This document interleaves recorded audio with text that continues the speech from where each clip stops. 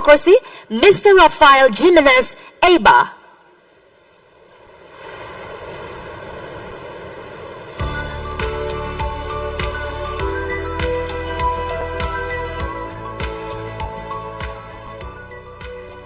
And to complete the speaker on plenary number 4, we invite the First Counselor of Environment, Climate Actions and ICT European Union delegations to Indonesia, Ms. Henriette Weigerman.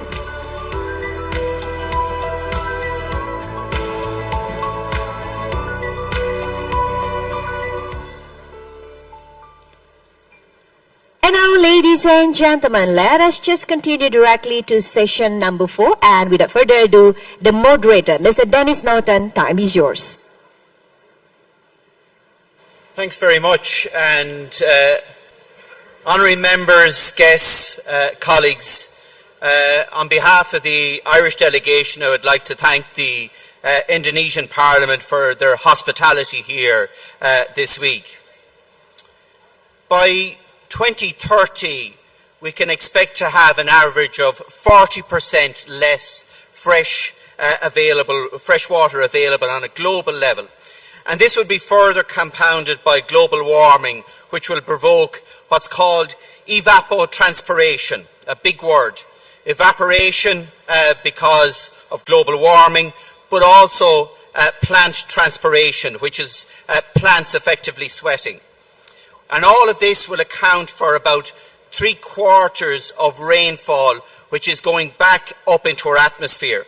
And because of climate change, because of increasing temperatures, that will absorb 7% more atmospheric water from our groundwater sources and our surface water sources with every 1 degree increase in global temperature. And Juan Bardero Roma made that point earlier on in his contribution. This will have a profound impact on both the ability to live and the productive capacity of land in many parts of the world, posing a threat to livelihoods, ecosystems, and peace around the world. And as we all know as members of parliaments, water scarcity can cause a point of tension between countries and communities that share the same water resources. Honorary Wavan from the Seychelles yesterday in his contribution made the point regarding geoengineering and the impact that this is going to have on small island states. And these challenges all represent not just a challenge, but an opportunity to bring peace through innovative solutions and collaboration. Developing the concept of the Inter-Parliamentary Union Science for Peace School, which was co-chaired by the IPU Committee on Middle East Questions. And maybe if we could get the slide deck up there. Yep. So it was, and on to the next slide, please. Yeah, so the Middle East schools, developing the concept of the Inter-Parliamentary Union Science for Peace School, which is co-chaired by the Inter-Parliamentary Union Committee on Middle East Questions and the Working Group on Science and Technology, which I chair. We focused on helping to address water scarcity in 3 regions, namely the Middle East and in particular Palestine, the Sahel region, particularly in West Africa, and the Mekong River Basin. Water diplomacy and transboundary water cooperation are essential in ensuring that people from all around the world have access to safe, affordable and reliable drinking water and sanitation, one of the key objectives of the Sustainable Development Goals. So bringing together close to 100 contributors and participants, parliamentarians, parliamentary staff, scientists, water experts, researchers, stakeholders from various sectors over 2 schools, one held for a week in Seiring in Geneva, the third one for 3 days at the International Centre for Interdisciplinary Science and Education in Coi An in Vietnam. And if we could move on to the next slide there, please. So we brought together, we established 2 schools, one in Seiring, one in Vietnam, where participants engaged in constructive dialogue, knowledge sharing and partnership building, with a view to developing effective strategies and policies to guarantee water security.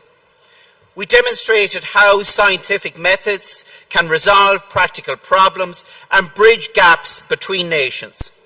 The aim of the school is to use scientific discourse not only to address environmental and technical challenges, but also as a diplomatic tool to strengthen ties between historically divided nations. And over these schools, it resulted in four recommendations that are now going to be put in front of you here on the screen. And these recommendations reflect the expert contributions and the contributions from colleagues that were presented both yesterday and today. Now, if you scan the QR code there in front of you, you can get access to the detailed recommendations. But they come under four specific themes. The first one is in relation to evidence-based decision-making. MPs believe that water and sanitation policies should be based on robust evidence. That we need, as members of Parliament, to enhance cooperation with experts and researchers and foster dialogue between our parliaments and the scientific communities. We need to prioritise the creation of accessible and open data so that it is available for everyone to understand. Secondly, we want to see greater community engagement to promote extensive community involvement in water management through citizen science, which is a key aspect of human security. This not only enhances data collection, but increases awareness, fosters ownership, supporting the sustainable management of water and sanitation as set out in the Sustainable Development Goals. Thirdly, we're recommending that we advocate for the adoption of the UN Water Convention by member states that haven't adopted it yet, and promoting those principles by those members who have adopted it to ensure that we can have enhanced transboundary water management. And this will encourage nations to share knowledge and understanding on transboundary water issues. And finally, the fourth recommendation then is to establish a parliamentary expert community on water. And Mr. Lloyd Forshawn, the President of the World Water Forum, raised this issue in his contribution yesterday. We want to create a platform for sharing knowledge and innovative water solutions, because every year between 5 and 7 million patents lapse, and they're lost. No one knows what that knowledge or understanding is, and even making that available to parliamentarians or those that are addressing water problems, because a lot of those solutions are focused on water and many basic challenges that many of us are facing in our parliaments on a day-to-day basis. And if they were brought together and made available, they would be a huge driver of innovation in many of our countries, in many of our parliaments, and in many of our communities. We also want to promote interdisciplinary dialogue that ensures that we develop informed policies, and get governments as well to cite scientific evidence in their policy documents and in their legislative proposals. And we want to see water caucuses established in parliaments. Yes, we have water committees in every single parliament, but they have very broad agendas, very broad priorities. And what we want to see is water caucuses that are focused on the issue of water on a cross-disciplinary approach. So the aim of this session is to take these four sets of recommendations, to assess where they are on transboundary water cooperation and water diplomacy, identify the challenges and opportunities for water cooperation and diplomacy, determine some examples for effective and ineffective transboundary water cooperation, and evaluate the legislative, scientific and local communities that contribute to the improving of transboundary water cooperation globally, regionally and bilaterally. And I'm going to ask the four panellists here to reflect on those recommendations in their contributions. And we have four very distinguished panellists here with us. Sonia Capel, who is the Secretary of the UN Convention on the Protection and Use of Transboundary Watercourses and International Lakes, the UN Water Convention, the UN ECE. Sonia currently leads the water team on the Water Convention. She has over 10 years' experience managing and coordinating activities on water and climate change adaptation. Amanda Luffin is the Chief Executive Officer of Human Right to Water. Amanda has huge experience in water, energy, sustainable development, and working on projects in Africa, Latin America, and South America. Mr. Rafael Jimenez Albia is an environmental democracy advisor with the Westminster Foundation for Democracy and a former member of Global International. He has 12 years' experience supporting parliamentarians worldwide in environmental governance in Global International, a cross-party network of parliamentarians dedicated to improving governance for sustainable development. And Henrietta Freerman, who is the first Councillor of Environment, Climate Action, ICT, within the European Union delegation to Indonesia. She manages multiple EU programmes that support Indonesia's transition towards a greener and cleaner future, and has also a lot of knowledge regarding EU sustainable water management policy. So I just want to give each of them a round of applause and thank you for contributing today. So first I'm going to maybe ask Sonia Capel from the UN Water Convention maybe to address some of these issues that I've touched on in my outline earlier. So over to you, Sonia.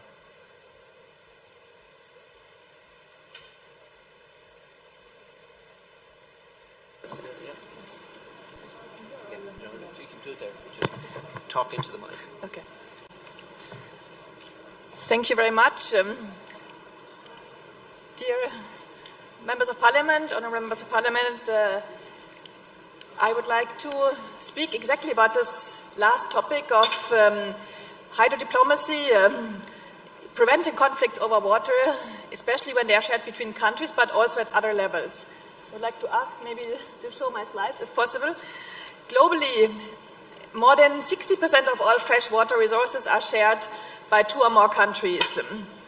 And more than 40% of the world's population actually lives in basins which are shared. And this makes transboundary cooperation crucial for peace, for sustainable development, also for effective climate action and for regional integration. And we can really see in different parts of the world, such as in Western Africa, in the Senegal Basin, how transboundary water cooperation has actually promoted energy, access to energy, regional integration, and peace. And this is also why transboundary cooperation was included in Sustainable Development Goals, and particularly in SDG Target 6.5. And as you can see on the next slide, there's also an indicator at the global level, which is measuring actually progress regarding transboundary water cooperation. And just a few weeks ago, we have received the latest replies by 129 countries worldwide out of the 153 countries sharing transboundary waters, which show us on the one hand that we are not on track. Because actually, out of those 153 countries, only 26 countries have actually working level arrangements, transboundary agreements, basin organizations, which can prevent conflict over those shared waters. On the other hand, there has been progress, especially, for example, in Africa, where many new agreements were signed over the last years. And so there is hope, but there is still a lot more to do in order to turn really water into an effector for peace and prevent conflict over those shared waters. And what do we need to accelerate such progress? You can see here key areas to accelerate progress on transboundary water cooperation. On the one hand, it's addressing data gaps, because lack of data and also lack of shared and agreed data among countries is one of the major challenges for transboundary water cooperation. Secondly, we need to leverage and mobilize expertise and also bring together better the existing expertise by technical financial partners, including actually from your side, and that's why it's really a pleasure that you're showing interest in this topic. We need to increase capacity of the experts and also policymakers, including for negotiations, for example, and build political willingness. And here I believe parliamentarians really play an important role because we can see in a number of cases that political will is lacking.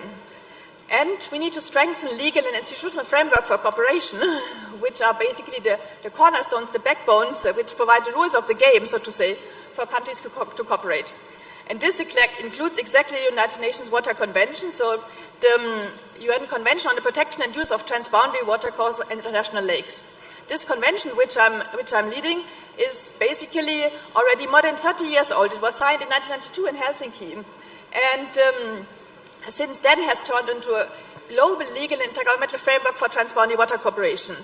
It is basically a platform where the countries come together to discuss the status and how to advance transboundary water cooperation. But it's also a living tool where countries are supported when they have problems, where countries are supported in different topics related to transboundary cooperation, such as how to adapt jointly to climate change, how to finance transboundary water cooperation, how to share data, and how to, for example, also manage water between competing demands from energy, from agriculture, and for ecosystems, for example. And the Water Convention was initially developed in the Pan-European region, but was then opened up to all your member states. And since then, we have 11 countries which have joined from outside the Pan-European region, including 9 from Africa. The latest ones to join were, for example, Nigeria and the Gambia last year, and Namibia also, as well as Panama and Iraq. And currently, this has meant that the Water Convention currently has 52 parties, but more than 20 more in the process of joining, including 5 or 6 where the accession actually stands at parliamentary level. So we hope that you can also help to advance accession to this crucial global tool in those countries which are currently in the process, and even in those which have not yet started. And this is because the UN Secretary General himself is actually calling upon countries to join and implement the United Nations Water Convention, as you can see on the next slide, because it has proven to actually promote sustainable development and prevent conflicts.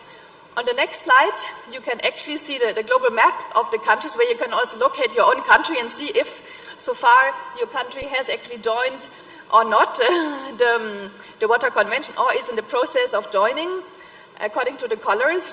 And we very much hope that this map will become even more colorful in the coming years, that more countries will join, will become green, or at least as a first step yellow and then blue. And again here, the parliaments certainly play an important role, because finally these accession laws go to parliament, but also because parliaments can even encourage the governments to take action on transboundary water cooperation, on water in general, and on joining the Water Convention. So finally, this brings me exactly to my last slide, which is what parliamentarians can do.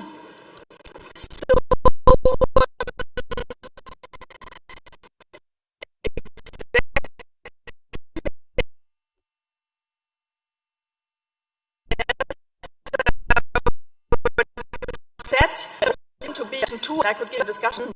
It is really this door to which I hope you can contribute to this, whether your country so far is in the process or not of joining.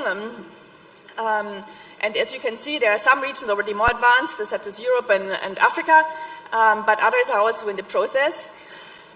Secondly, then also to actually promote the development of transboundary agreements over the waters which your country is sharing maybe with neighboring countries. Certainly, transboundary cooperation also requires resources for it, including for the basin organizations, which are actually agents for peace, such as the Mekong River Commission in Asia, or the Danube Commission in Europe, or the Lake Chad Basin Commission in Africa. Then also it was also said actually water is to be taken into account in other sectoral decisions, because agricultural decisions, energy decisions also have water implications. So it's important to take this into account in also other sectoral policy fields.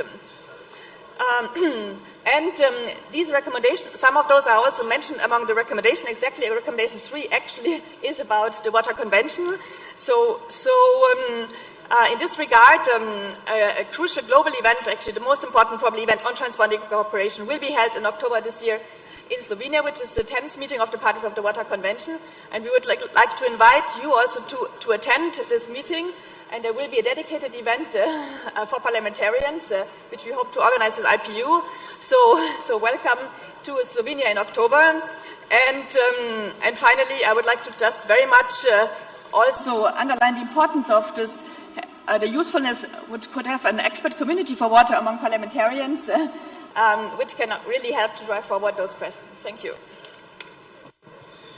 Thanks very much, Sonia. And now I'm going to ask Amanda Luffin from the Chief Executive Officer of Human Rights to Water. Amanda has been doing a lot of work with the Inter-Parliamentary Union, particularly with the Committee on Middle East Questions. So over to you, Amanda. Thank you, Dennis. And if I could ask for my slides, please. The next slide, please. Okay, so personally, my mission is to improve access to water and sanitation for all people.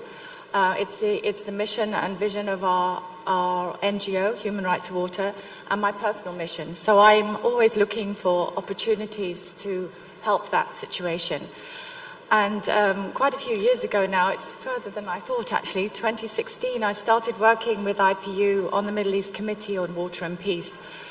And at that stage, we saw water as an opportunity for dialogue where there was maybe no other political discussions and an opportunity to create peace. And we involved at that time, well, it wasn't me, I was just part of the proceedings, but IPU involved CERN as part of the participants. And one of the points that CERN made was that their institution has neutral ground for holding meetings, like the Gorbachev-Reagan meeting many years ago, which was held in CERN. It's outside of the normal state legislature, so people feel safe to meet there. And they've also set up another similar location in Sesame in Jordan, where they see that as another place where scientists go to study and do research, and it's very neutral. So this was kind of like the foundation for the discussion.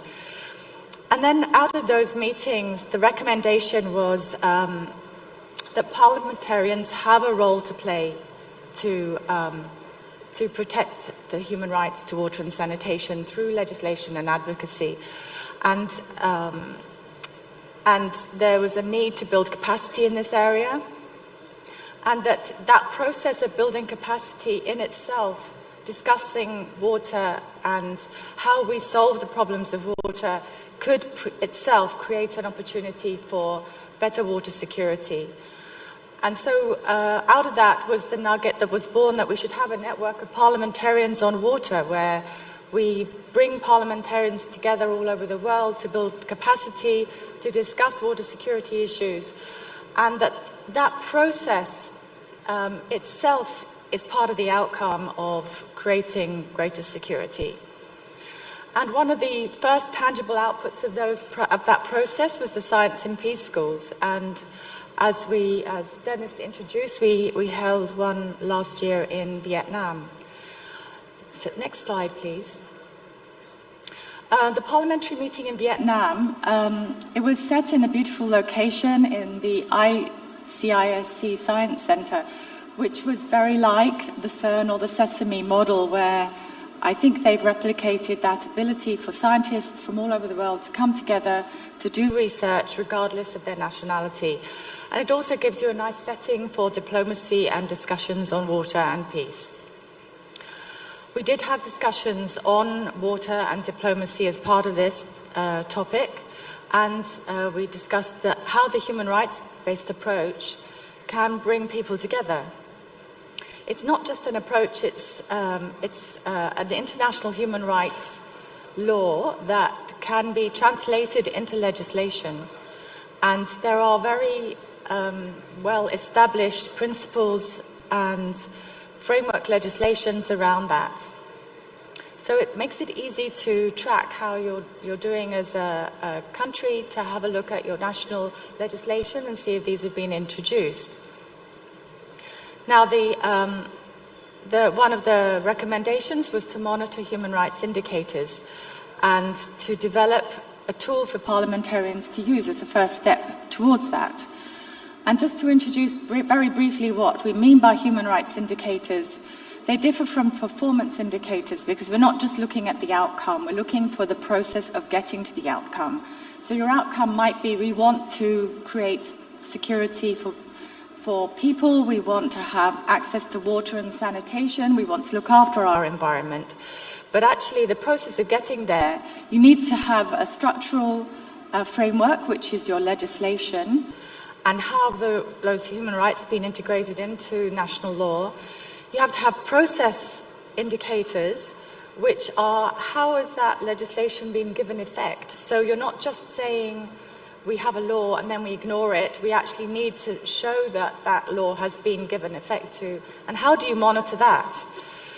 And then thirdly, in the outcome, we're looking for the vulnerable people, because these are the ones that haven't got access to water and sanitation.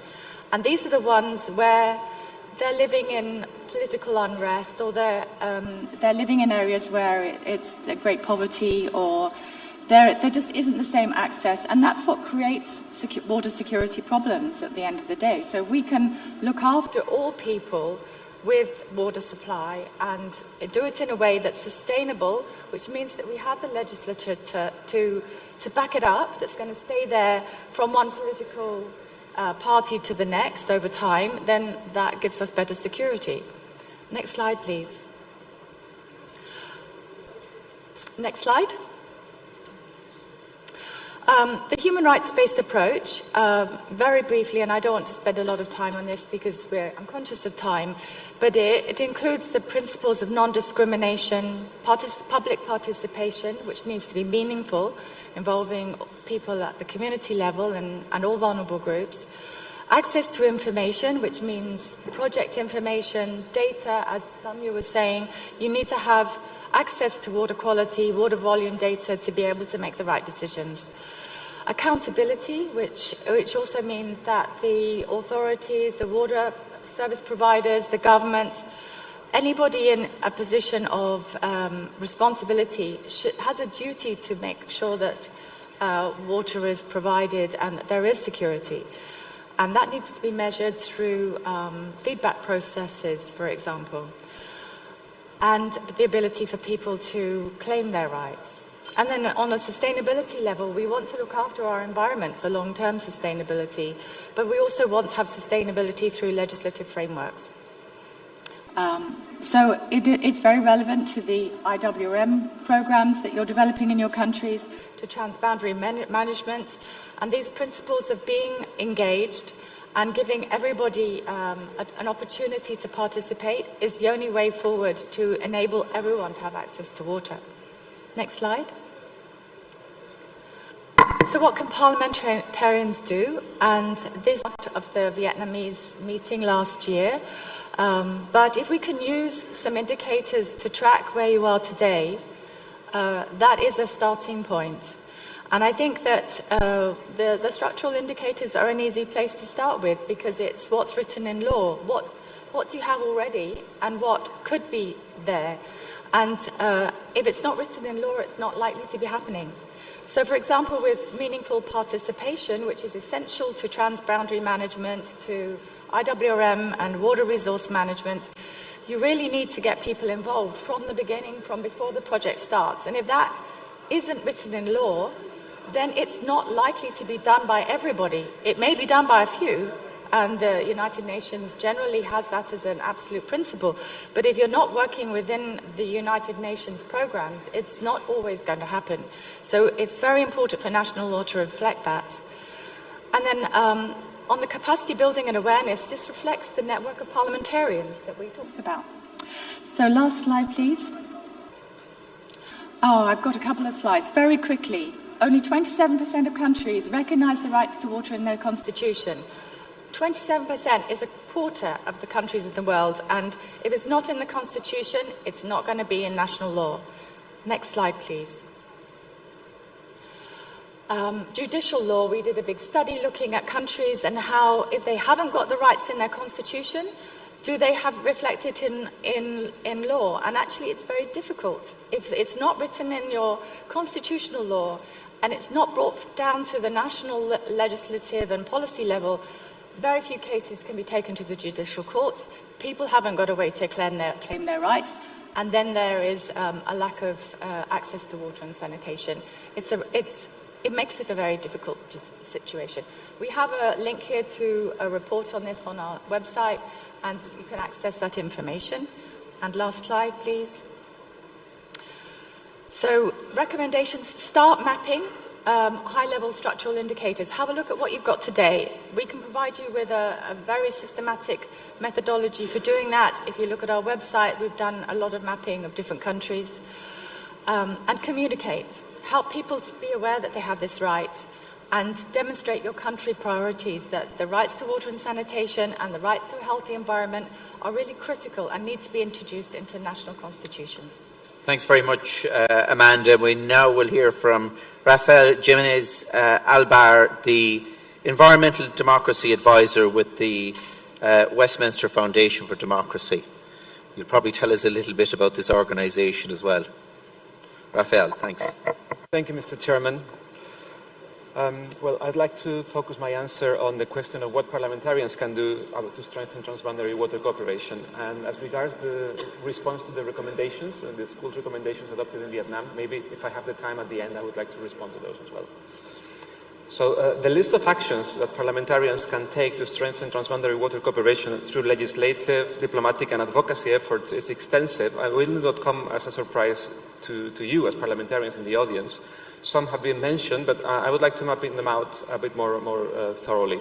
So as regards legislative action, parliamentarians can push indeed for the ratification and the implementation of global water treaties and agreements like the UN Watercourses Convention, which has been in force for a decade, and the UNESC Water Convention. They can ensure that domestic legislation aligns with international commitments, and then that is you can develop and pass laws on integrated water resources management that emphasize sustainable use, equitable distribution and environmental protections, as well as transboundary water cooperation. And you can work to harmonize national water laws and policies with neighboring countries to create a cohesive approach for transboundary water management. You can also push for budgetary allocations that are sufficient to support transboundary water cooperation initiatives, including infrastructure projects, research and capacity building programs. And as regards your oversight powers, you can conduct regular reviews and assessments or post-legislative scrutiny of instruments that are transposing these transboundary water agreement provisions to ensure that they are effectively implemented and that they remain relevant to the current challenges. You can also engage in parliamentary diplomacy with counterparts in neighboring countries to discuss and resolve water-related issues, and you can support the establishment and strengthening of regional water management bodies, such as river basin organizations, and you can also promote joint research initiatives and the sharing of hydrological data to enhance mutual understanding and cooperation.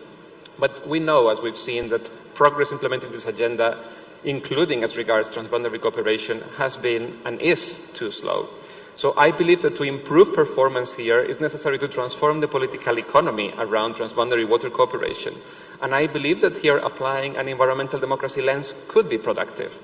So this transformation has got to do with innovation across the overall representative function of parliamentarians to enhance environmental democracy around transboundary water cooperation. A regional environmental democracy agreement, like the ones that my colleagues here in the Indonesia office of WFD are proudly working on in the ASEAN context, would help. It could provide a framework to do these things. In the end, you parliamentarians do not operate in a vacuum. You represent the interests of the citizens, but you also have a role as public opinion leaders.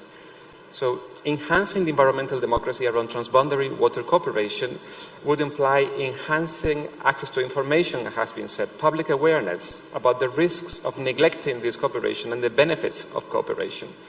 But this theme will probably catch better the interest of people in the context of a wider message about water governance, in the context of the climate crisis. And I would say that in the most cases, the climate change conversation would provide a productive entry point to talk about the urgency of enhancing water governance in general. Then it would require enhancing access to decision-making on water, including planning.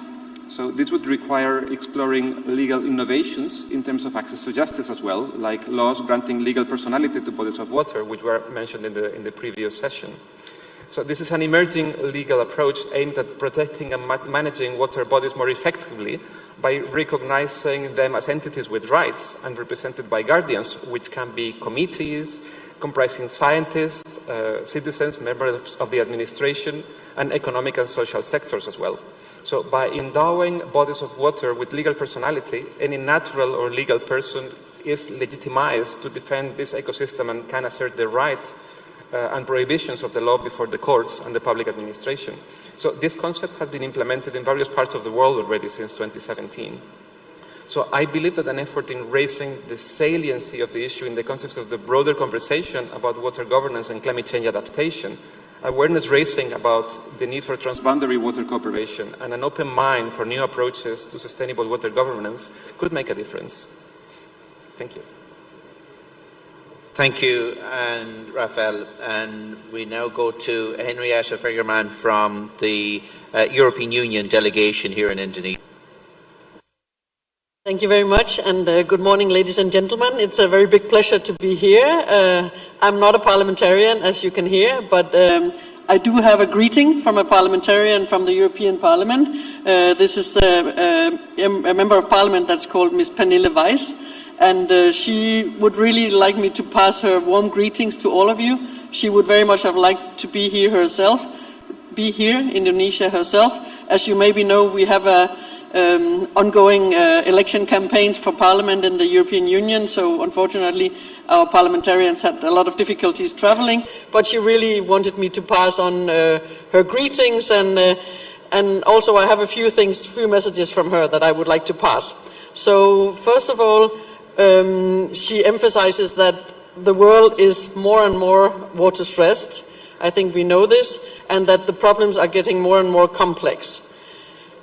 So it's really important that we have these types of debates, that we all talk to each other, and this World Water Forum is really a way to make sure that we don't go into our individual silos, but that we work together to find common solutions that are both democratic and based on evidence. So I think this goes very well in line with what we have just heard.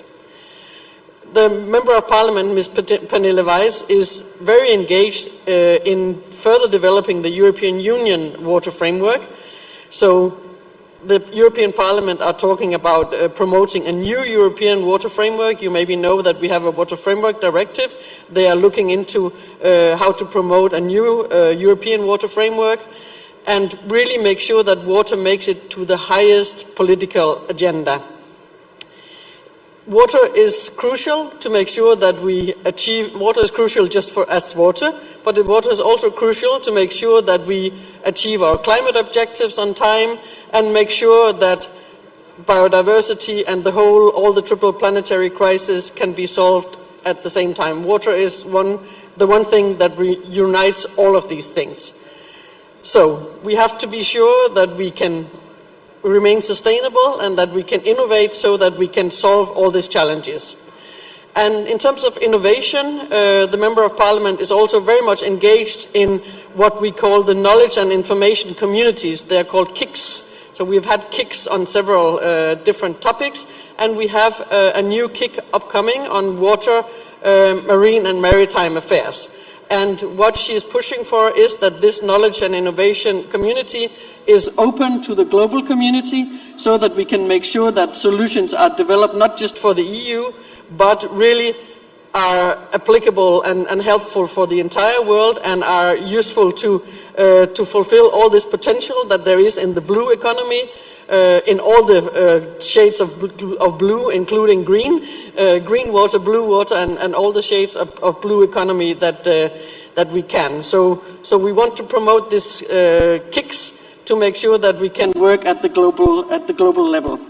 Then maybe just a few more words about what parliamentarians can do and what the parliamentarians in the European Union are doing to foster this water agenda. So, as I mentioned, we have a very comprehensive water framework policy in the European Union. We have the Water Framework Directive that was adopted back in 2000, and it's really a completely holistic water legislation that covers all aspects from surface water, groundwater, water quantity, water quality, and including transboundary water issues as well. As you probably know, the European Union is probably one of the most complex transboundary water corporations in the world. We have our 27 member states, and most of them have transboundary waters. So for us, it's really crucial that that everything we do is being done in a transboundary context. So the European Parliament has pushed for this very much, and the European Commission, of course, has proposed legislation to this regard.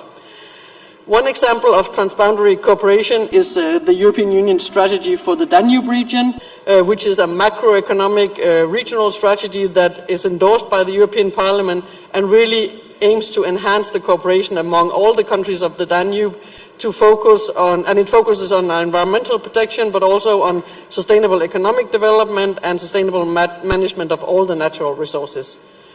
We also have the European Water Initiative, which promotes sustainable water management policies and practices in neighboring countries, so our neighbors around the Union, and also globally, and try to foster cooperation on transboundary water management. We have a lot of funding and support programs. We have research and innovation, including our Horizon Europe program that has a strong emphasis on water, and we have international collaboration, also in the context of with other international organizations, including UNECE and the Water Convention, and our parliamentarians engage also very much in parliamentary diplomacy. And finally, a lot of resolutions really to stress and emphasize all these topics has been adopted by the European Parliament over recent years, and the momentum and the importance is increasing as we speak. Thank you so much.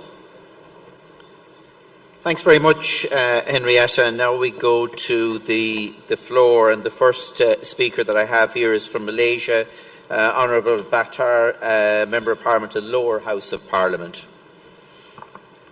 Thank you so much, Mr. Moderator. Dear honourable members, water is the essence of life. The current heat wave that gripping our nation, Malaysia, reminds us of its critical importance, particularly in the face of climate change. No longer can we afford to treat water as merely a resource. It is a strategic imperative for our economy, society, and national security. Malaysia has one of the most organized water infrastructures in Southeast Asia, and it has made significant progress in providing access to clean water and sanitation to its population. However, the Malaysian water industry is not without its challenges. Foremost among these challenges is ensuring continuous and adequate supply of water, particularly in drought-stricken regions. This water-stressed area experience heightened pressure on existing water resources, posing significant challenges to water supply reliability for domestic agriculture and industrial needs. At the same time, the intense rainfall and flooding events pose risk to water infrastructure, disrupting supply chains and compromising water quality. And these challenges underscore the urgent need for climate-resilient water management strategies. Another looming issue is water pollution, driven by various factors including industrial discharge, agricultural runoff, and inadequate wastewater management system. Contaminated water resources not only compromise our human health, but also threaten aquatic ecosystem, biodiversity, and food security.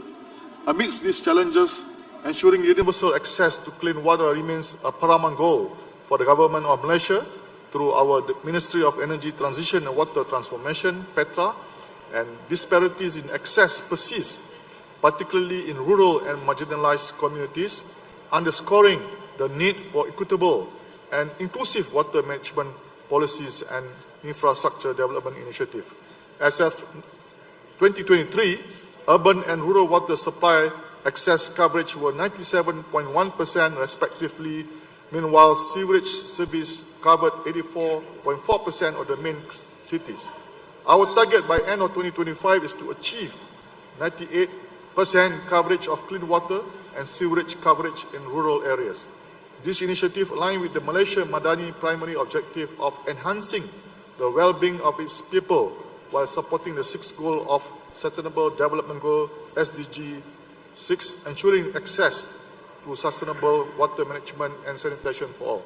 Thank you. Thank you for your attention. Thank you. Next is Thailand, and after that we will have Bahrain. So Thailand is next.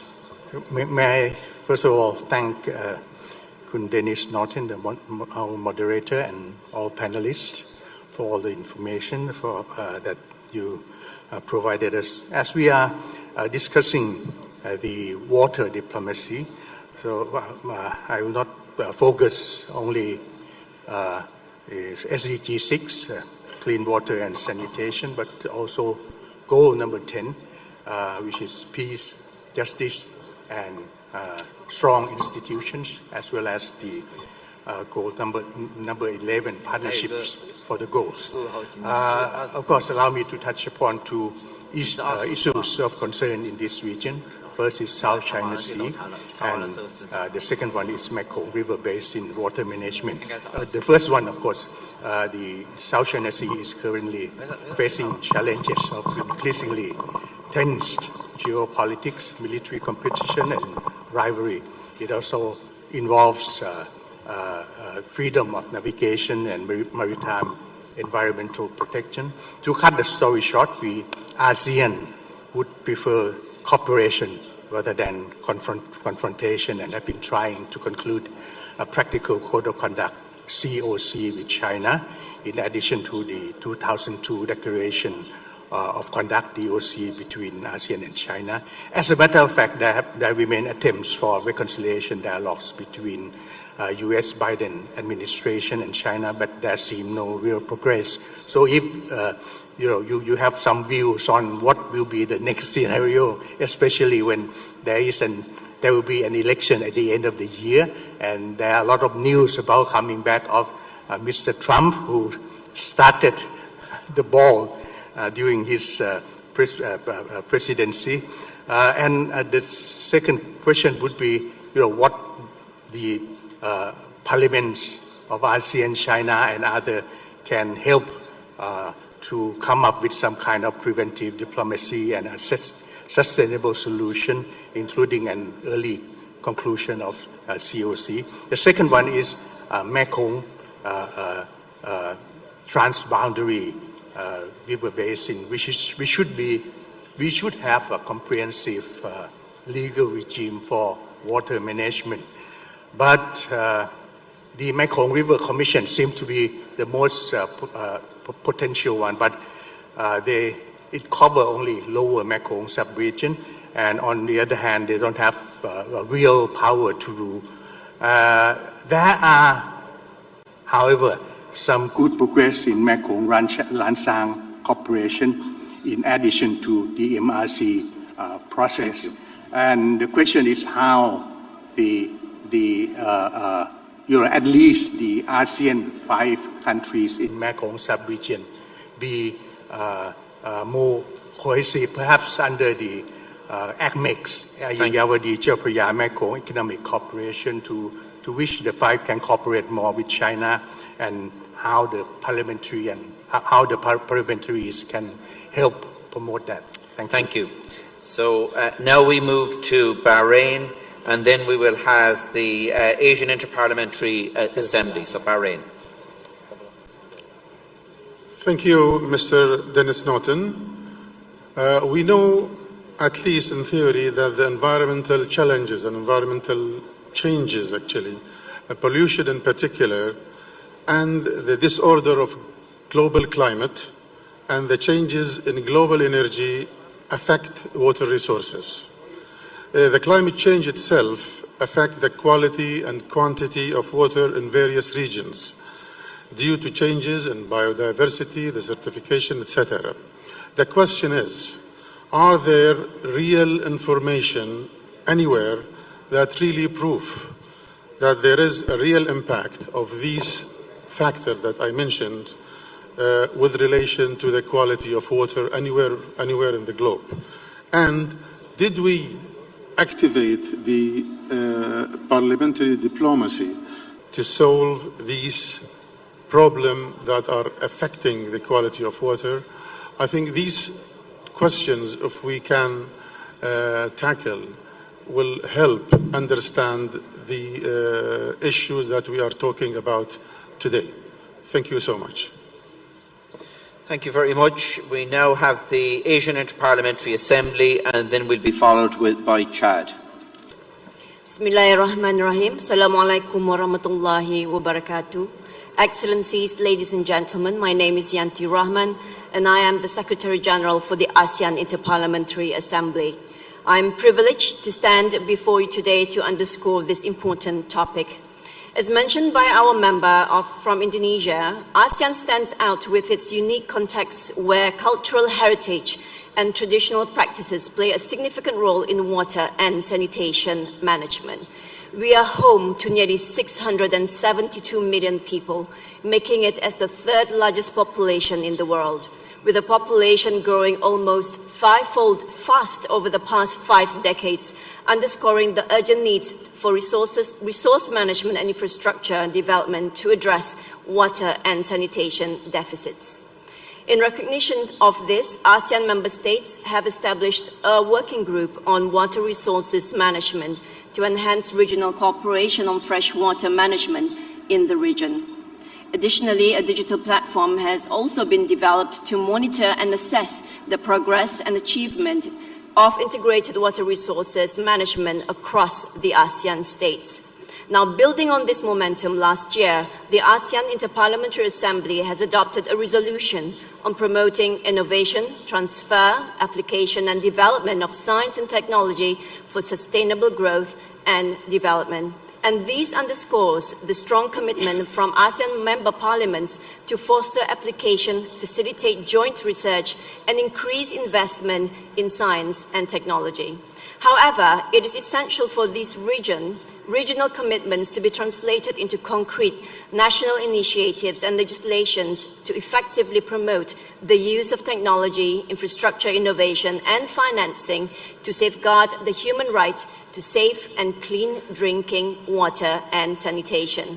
And as legislators, we are responsible for ensuring that water resources are managed sustainably and equitably for future generations. And by enacting laws and policies, establishing legal frameworks, and fostering international cooperation, legislative bodies play a crucial role in promoting water diplomacy and using science for peace. Now let us reaffirm our commitment to safeguarding global water resources by working together to strengthen legislative frameworks, promote scientific research and innovation, and mobilize resources. We can enhance cooperation and ensure the sustainable management of water for the benefit of all. Thank you so much. Thank you very much. We now move to Chad, and then we have Iceland.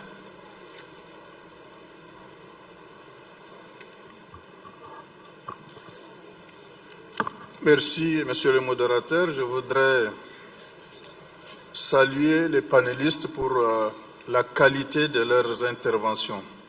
Je dirais que l'eau fait aujourd'hui partie et donc de convoitises, de compétitions, mais aussi de conflits. Et ceci est très important, il faut le relever. Certes, grâce aux innovations technologiques et à l'intelligence artificielle, le monde a la capacité aujourd'hui de rationaliser la gestion de l'eau pour éviter le gaspillage. Cependant, les réalités actuelles prouvent que la guerre de l'eau n'est plus une vue de l'esprit, mais c'est quelque chose de fort probable dans certains pays où l'offre n'arrive pas à satisfaire la demande. C'est pourquoi je voudrais poser quelques questions, puisque nous sommes dans le cadre de la diplomatie. Dans un tel contexte, est-ce que la diplomatie préventive pourrait empêcher les conflits liés à l'eau au niveau micro, au niveau méso, mais aussi au niveau macro, c'est-à-dire au niveau des États. Deuxième question, la plupart des pays africains ont des institutions, je dirais, faibles et manquent de ressources. Dans un tel contexte, est-il possible pour ces pays d'éviter des conflits liés à l'accès et au contrôle de l'eau? Troisième question, la diplomatie préventive suppose l'existence d'un système d'alerte précoce. Mais que vaut l'alerte précoce si elle n'est pas suivie d'actions concrètes et rapides? Voilà les quelques préoccupations que je voudrais partager avec les panélistes. Je vous remercie. Thank you. Now we have Iceland followed by Seychelles. So Iceland. Dear colleagues, I'm pleased to be here and like to take the opportunity to thank the government of Indonesia for their warm hospitality. As we convene to address the pressing issues facing our global community, it is imperative that we turn our attention to one of the most fundamental necessities of life. Iceland wants to emphasize water. While some may view water scarcity as a distant concern, the reality is that, in fact, every corner of our planet is transcending borders and boundaries by water necessity. Today, we find ourselves in a critical juncture where the sustainable management of water resources must take precedence.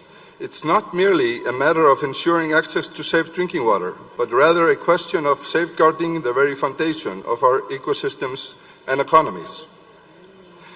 We acknowledge with concern the absence of presentation for certain countries here at this gathering, perhaps indicating a perception that water crisis is not a priority within their borders. However, we must emphasize that the ramifications of water scarcity extend far beyond individual nations, and they are felt globally, on a global scale, impacting livelihoods, health, and environmental sustainability.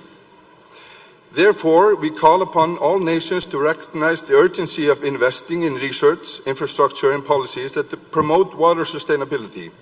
This includes not only ensuring access to safe drinking water, but also addressing the broader issues of sanitation, pollution, and resource management.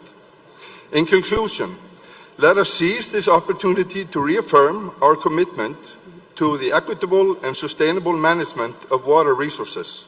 By working together, we can forge a path forward for a future where every individual, regardless of geography, can enjoy fundamental human rights of having water every day. Thank you very much. Thank you. And now we move to Avan from the Seychelles, followed by the Turkish Republic. Thank you, Mr. Moderator. I would like to address my question to Ms. Sonja Kwepel. In terms of the activities of ecocide and geoengineering, do you feel that there is emphasis now at the UN level to deal with the data collection? Because when you look at these two activities, they are considered by certain parties as a crime against humanity. And there are unintended consequences affecting the water sources globally. So I would like to have your opinion on this, and whether there has to be more discussion and talks about ecocide and geoengineering globally to accept, the best practices. Thank you. Thank you. We now move to the Turkish Republic, followed by Iraq.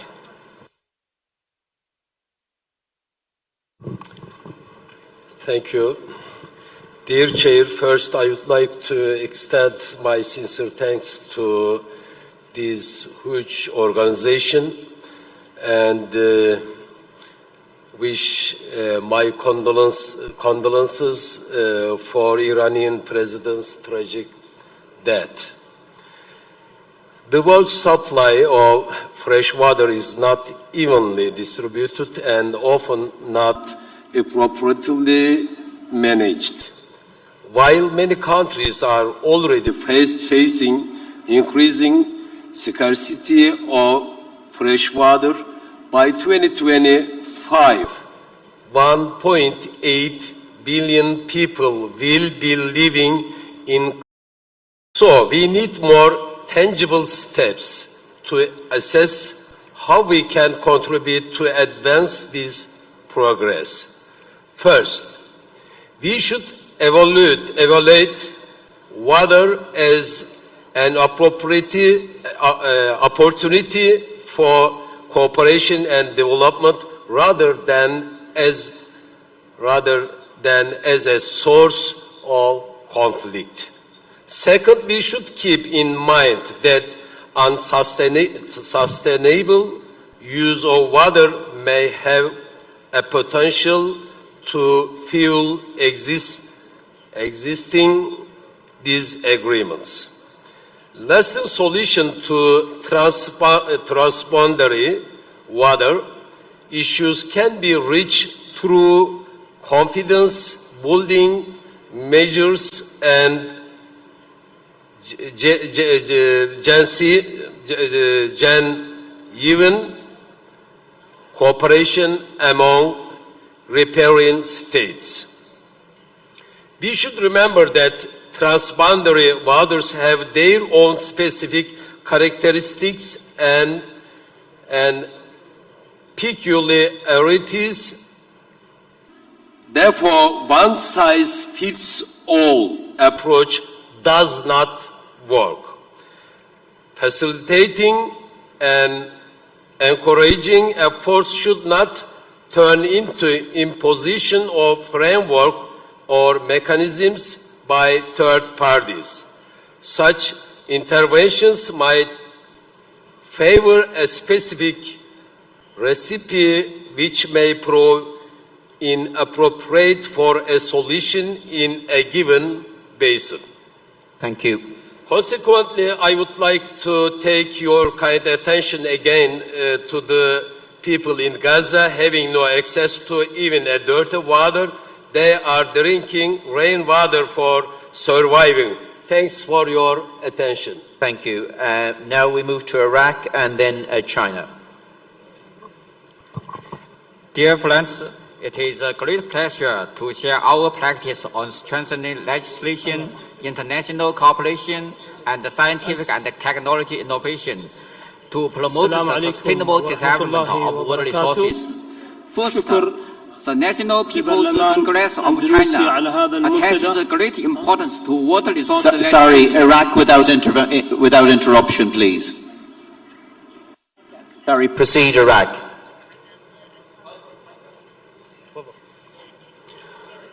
السلام عليكم ورحمة الله وبركاته. شكر لبرلمان أندونيسيا على هذا المنتدى وشكر أيضا للاتحاد البرلماني الدولي وتشرف ممثلي الدول في هذا المنتدى.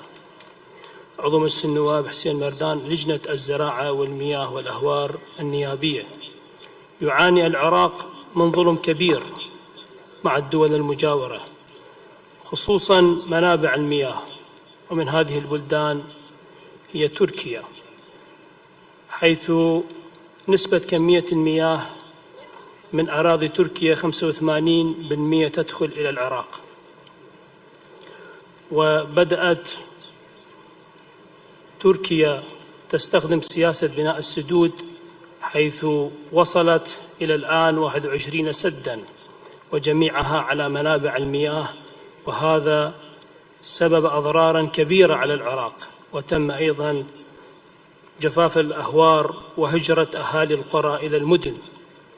علما اتفاقية الدول المتشاطئة والأنهار العابرة للحدود تم انضمام العراق سنة 2023، وأيضا أدعو تركيا الانضمام إلى هذه الاتفاقية لتقاسم الضرر. وأتمنى من برلمانات العالم الاهتمام بهذا الملف وتشريع قانون لحماية هذه البلدان المتضررة.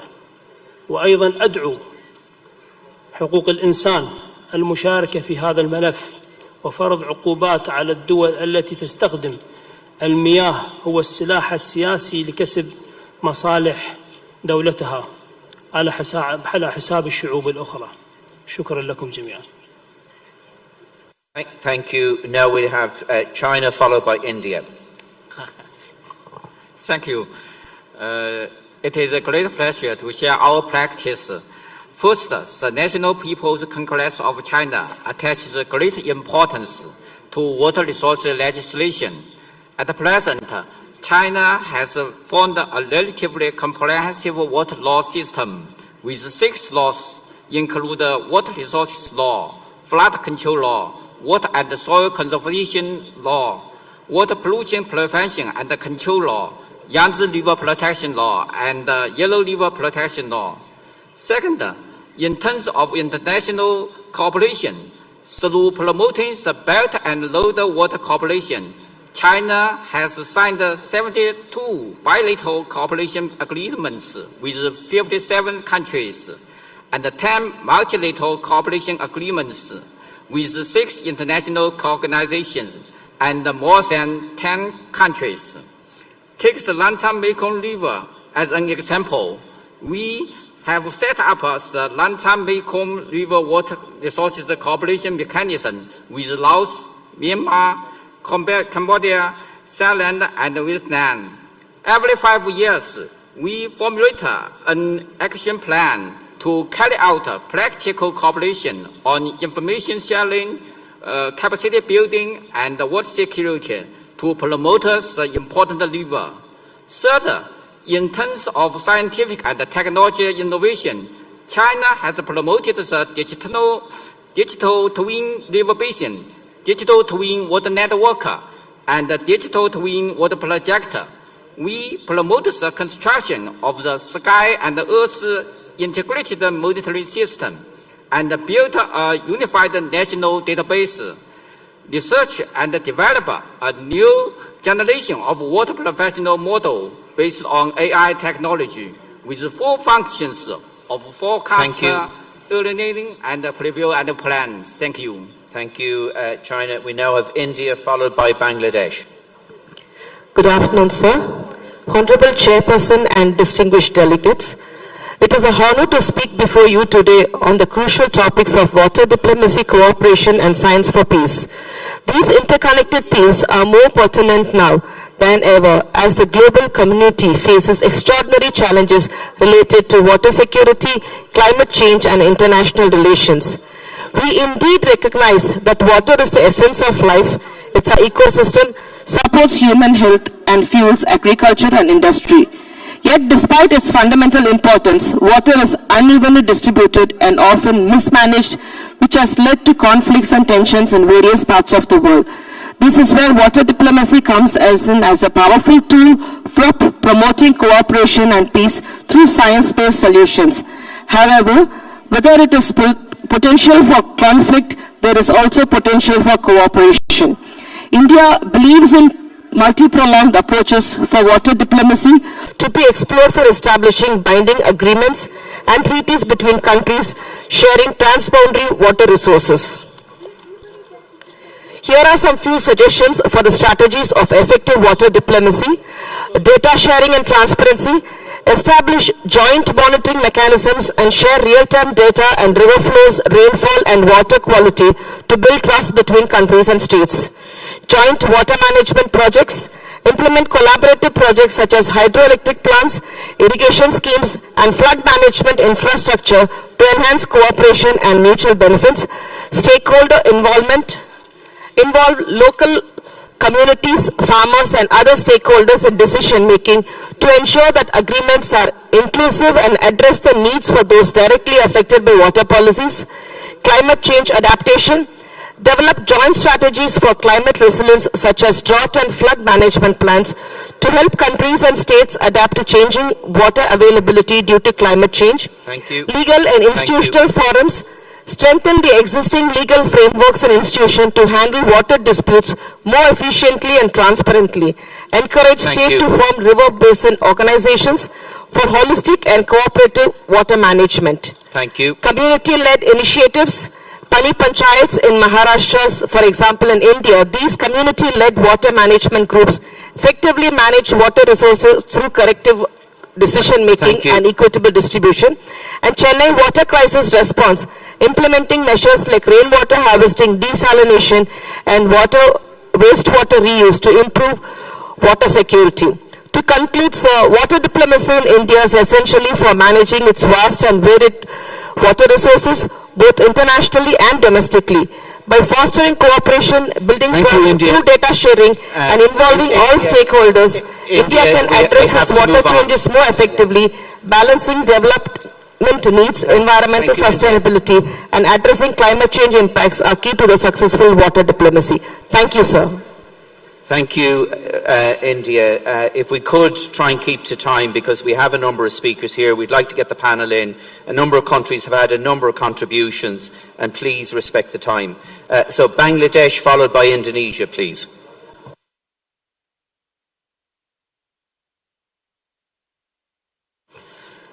Bismillahirrahmanirrahim. Honorable Chair, Honorable Members of Parliament, distinguished guests, ladies and gentlemen. Assalamu alaikum and very good afternoon. It is a great privilege for me to address you all in the parliamentary meeting on the occasion of the 10th World Water Forum here in Bali, Indonesia. Water diplomacy plays crucial roles in promoting peace and stability, particularly in regions where water resources are shared among multiple countries.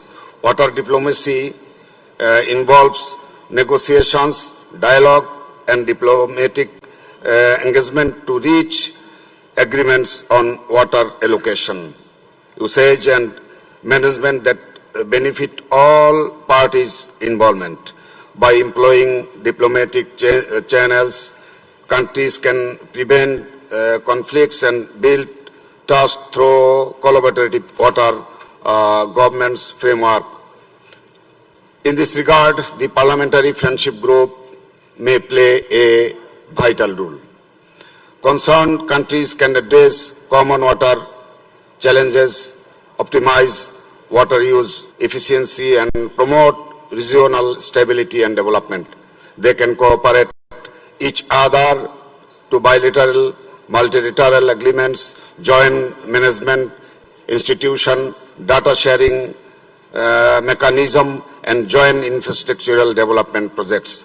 92% water resources of Bangladesh are external, entering Bangladesh via transboundary waters.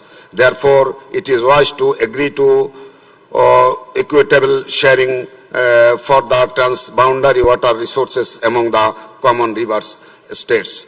Excellencies, Bangladesh government, under the visionary leadership of Honorable Prime Minister Sheikh Hasina, the mother of humanity, has invested in climate resilient infrastructure for water management. On top of that, thank you, Bangladesh. Thank you very much. Joy Bangla, Joy Bangabandhu. Thank you.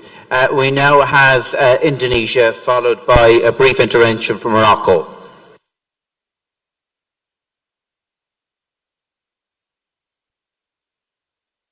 Indonesia, followed by Morocco.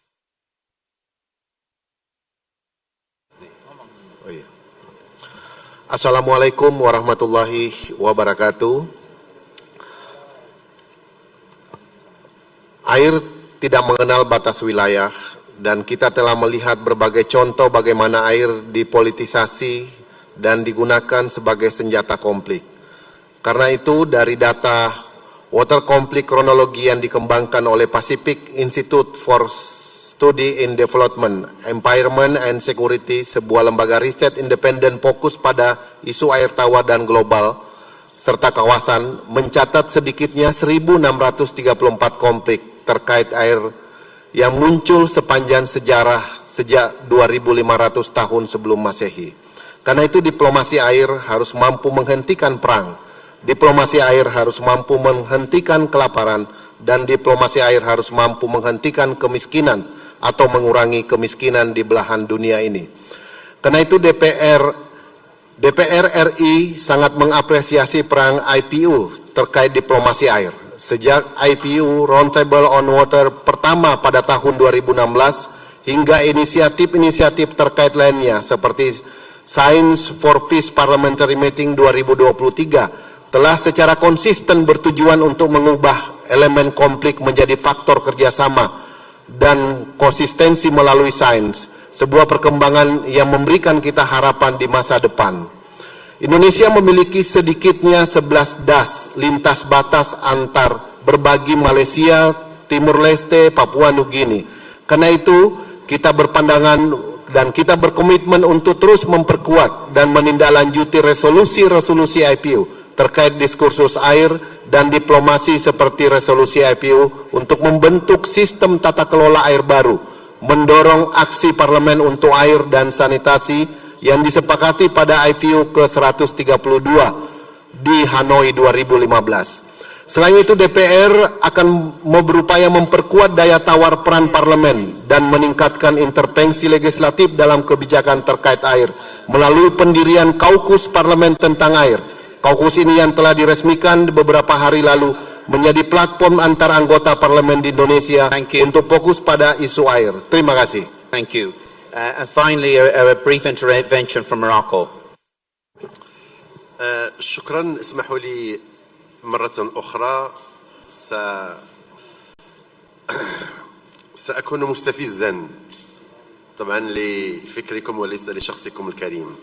إن الحديث عن دبلوماسية المياه هو تعبير ربما تمت فيه مراعاة اللياقة والكياسة، والواقع أنه في حال نسي ندرة المياه بمعنى العطش وربما الجوع لا مكان للدبلوماسية.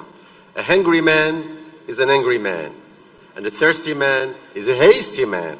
إذا لنتفق أن الدبلوماسية الحقيقية هي ضمان حق الجميع في الماء، وإذا انتفى هذا الشرط فمكان الدبلوماسية تدق طبول الحرب. وهنا أطرح عليكم السؤال: إلى أي حد يمكن أن نحافظ على دبلوماسيتنا في حالة العطش وندرة الماء؟ الجواب واضح: لن يكون لها مكان عندنا. صحيح لنا. Thank you. So I'm going to ask the panelists here. Unfortunately, we only can give them 2 minutes each, but I'm going to start from my right here. Sonia, first of all, and then around. Try and answer maybe one specific question that was put to you rather than trying to address them all. Indeed, thank you very much. There were many questions to me, and I would like to try to combine some of them. So, firstly, there are many good practices of transboundary water cooperation, but we have also seen the challenges, for example, in the Asian region, but also in other parts of the world. And I think this shows the need for strengthening the basin organizations, but also for joining the convention, because, for example, what was mentioned by Thailand, actually the Water Convention helps even in cases where not all countries are part of a river basin organization, such as in case of the Mekong River. Also, with regards to water quality, indeed, it's a huge challenge, an increasing challenge in many parts of the world, and this requires better monitoring of data, joint monitoring, sharing of data, also investing in sanitation and investing in wastewater treatment, because much of the water pollution actually comes from this. And finally, I would like to react to the question of Chad with regards to conflict prevention. So indeed, at different levels, also at community level, there is increasingly conflicts, for example, due to water scarcity between farmers and herders. And so here there are some mechanisms existing, such as creating mediation organizations which can help in such situations. Or under the Water Convention, we have an implementation committee, which is actually a committee which parties can use when there is a dispute over water. For example, currently an advisory procedure is ongoing between two countries, where one country wants to establish a hydropower plant, and the other country has a problem with this. So again, this shows the value and the usefulness of of different existing mechanisms, but we need to invest more into these, including financially from the global community and also from the parliamentarian side. So I would like to highlight your role in water diplomacy and also the role of IPU in implementing the recommendations. Thanks, Sonia. And we now move to Amanda, and you might just put up the last slide there as well, please. Amanda, thanks. Thank you. So on water security, and I'm listening to some of the ASEAN stories in particular where we're already at 98%, but it's that last 2% or 5% of vulnerable people that aren't having access to water. And it's that water scarcity or lack of security that's creating conflicts and potentially reducing your water security. So we all have a moral responsibility to help with this, and community engagement is one solution to trying to find the right solution for all of the people that are being left behind, as it were, and that is the human rights-based approach.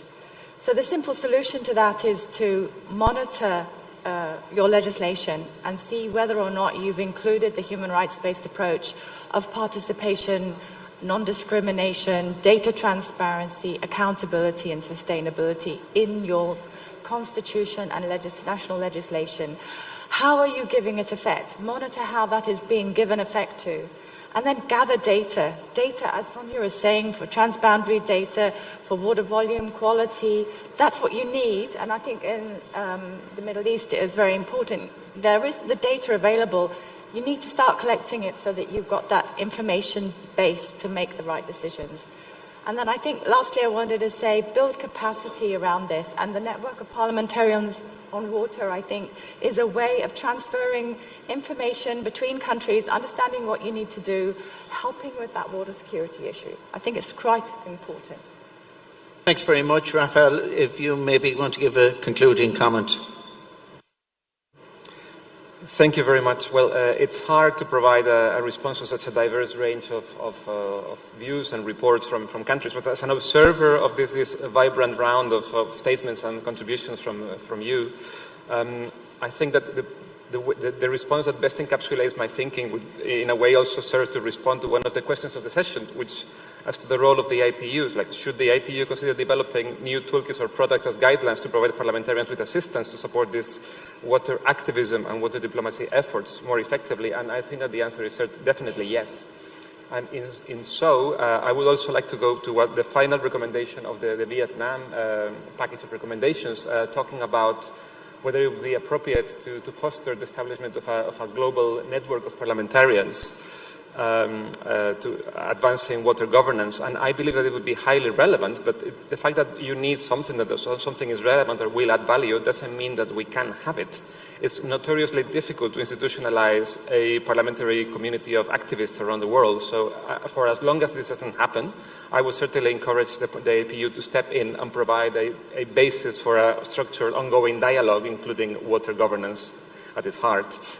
And coming back to the question of our Moroccan representative, as to the likelihood that parliamentary diplomacy can go very far, well, I would say that there are a couple of preconditions.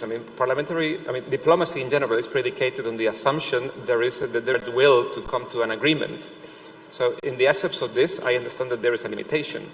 But if we understand parliamentary diplomacy more comprehensively, as in terms of political representation within your country, I believe that what can make a difference to establish a diplomatic agreement with a thirsty person is to revolutionize the way in which decision-making is taken. So I think that the answer to this question, to make parliamentary diplomacy effective, is more inclusion, meaningful participation in the decisions around water.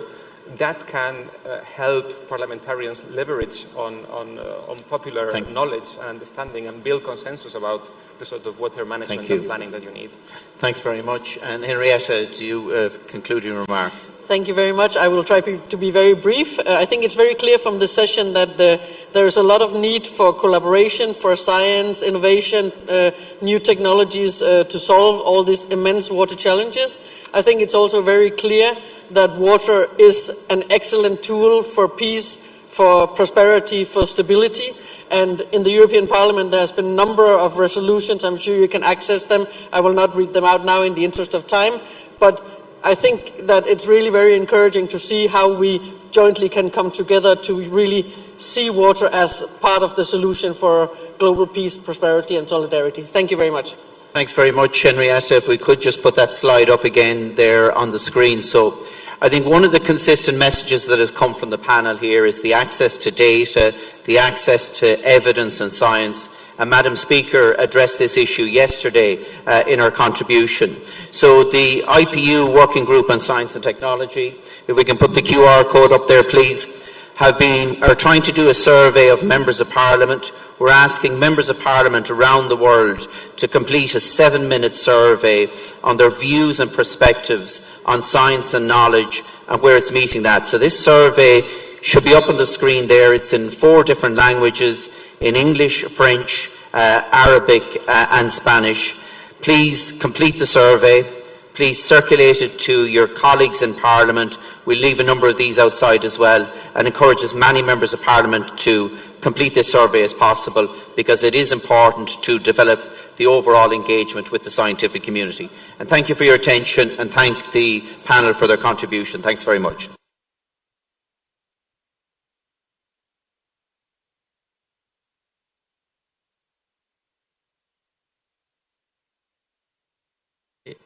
Ladies and gentlemen, I'm very honored to be here. Actually, I make several years work in the area of river basins, especially in the integrative management of the river basins. After graduation, I'm very honored to be a staff to join the great work in our Yangtze River Commission. You know, the river basin attributes is the basic characteristics of river basin. And thank you so much to our moderator. Ladies and gentlemen, let's give another round of applause to the moderator as well as all of the speakers on the plenary number 4. Thank you once again to Mr. Dennis Norton and also all of the speakers, Ms. Sonja Kopal, Ms. Amanda Loefen, Mr. Rafael Jimenez Ebar, and also Ms. Henriette Fagerman. 1.8 million. So, ladies and gentlemen, before we continue to the last part of our parliamentary meeting this afternoon, we would like to also remind you once again to please kindly